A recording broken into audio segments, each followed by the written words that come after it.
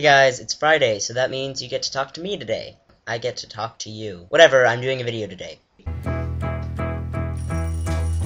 This week's topic is kind of serious. It's about HIV and AIDS. There's been some really good explanations for it, so if you want to go look through our previous videos, I'd recommend doing that, but I'll do my best to quickly explain it. Basically, HIV is something you contract, and it helps weaken your immune system and bring down your white blood cells, and then that leads to autoimmune deficiency syndrome, which is AIDS itself, or at least that's general. There's some dispute whether or not HIV leads to AIDS and etc., but that's generally accepted. When you get HIV, it doesn't guarantee you're going to get AIDS, but it makes it a lot more likely. Yeah, so that's what happens. It's normally contracted in your system through the transfer of fluids. Most commonly known is through sex, especially unprotected sex, but also through sharing of needles and things like that, but it needs to be blood or cum for it to transfer. So if someone with AIDS spits on you, you're not going to get it. But if someone with AIDS has like a cut and then you lick the cut, then you're probably going to get it. I don't know why you're licking people's cuts, but that's another story. People with HIV AIDS are at a major risk to get ill because of their white blood cell count, which, as many of us know from the medical school bus, is what keeps us safe from viruses and illnesses and all those bad kind of things. So if you have AIDS, you don't have those protector cells, or at least you have a very few amount, and then illnesses can kill you instead of being curable, which really, really sucks. Luckily, in North America and a lot of first world countries, it's a lot less prominent, and I would say that's majorly because we have a lot more laws about rape, and also we have places like needle sharing clinics and stuff where you can go and get fresh needles instead of having to take old ones and things like that. So in a first world country, you're a lot less likely to contract AIDS than in a third world country, for example. HIV AIDS is a really interesting virus when you look at it separately, but when you look at it at the person, it can be probably the most depressing thing ever. It's right up there with being diagnosed with cancer, with one of the most unfortunate things that could happen to a person probably ever. It's an interesting thing simply because of what it does to your body and how it affects you. Right now, there is a lot of medical work being put towards AIDS research and HIV research, and we are working on finding a cure, and we are making ways for people with HIV AIDS to live longer, like AZT, which is something you take so that it doesn't affect you as much, and eventually you can live a pretty much normal life, right? But it's still a constant risk. You still have to take care of yourself a lot more, and the biggest part of having HIV AIDS is you can't have casual sex, at least not without protection. You probably shouldn't have it anyways. Now that's something that seems minuscule, but is a gigantic thing.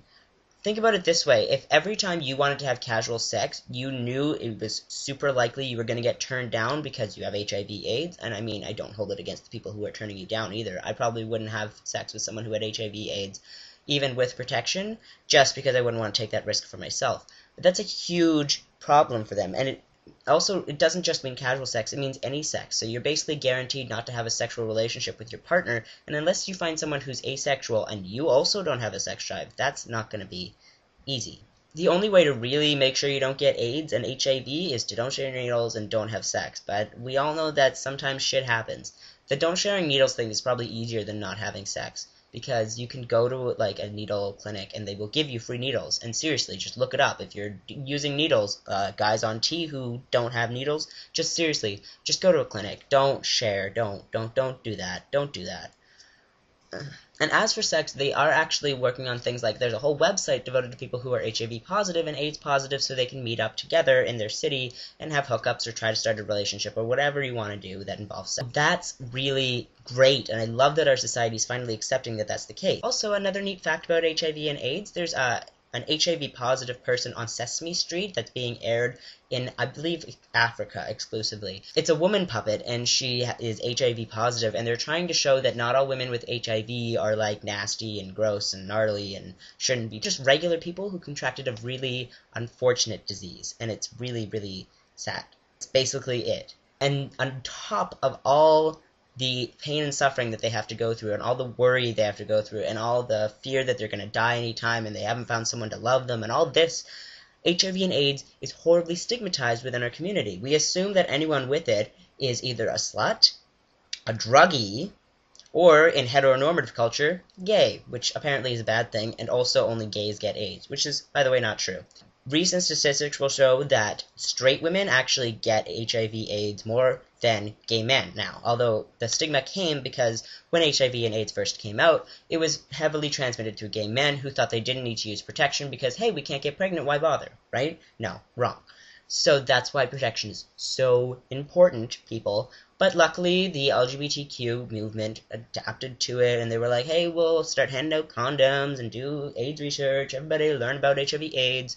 And those statistics are a little bit flawed because they're also based on who's getting tested. And it could be just as many straight men who have HIV/AIDS as straight women, or whatever your gender sexuality is. But maybe that group of people is not getting tested as much as straight women.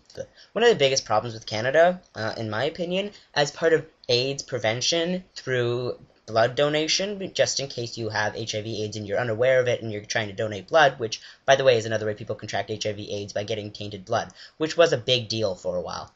So they've just not allowed any cisgendered gay men or anybody who's ever been with a cisgendered gay male to donate blood. And you don't even have to be exclusively gay. If you've ever been with another man, ever, you're not allowed to give blood. Or if you're a woman and you've been with a man who's been with another man, you're not allowed to give blood, which I think is bullshit. That's really, really ancient philosophy these days. Not just gay men have AIDS. Hello. So it's totally discriminatory and totally homophobic. Oh my goodness, and don't even get me started on trans people. Like, we're totally ignored in this demographic, and because of the situation we're put in, there's a lot of people who go into sex work, and then they contract HIV/AIDS, and then they're even more stigmatized. So that's what's going on. If you ever find out that someone you know has HIV/AIDS, don't treat them any differently than you would treat anyone else. Please, because that's what hurts the most. I think the people watching this understand what it's like to be treated differently because of something you can't help. Also, if you ever get into sexual relations, and I mean with anyone, please, please, please, please, please use protection.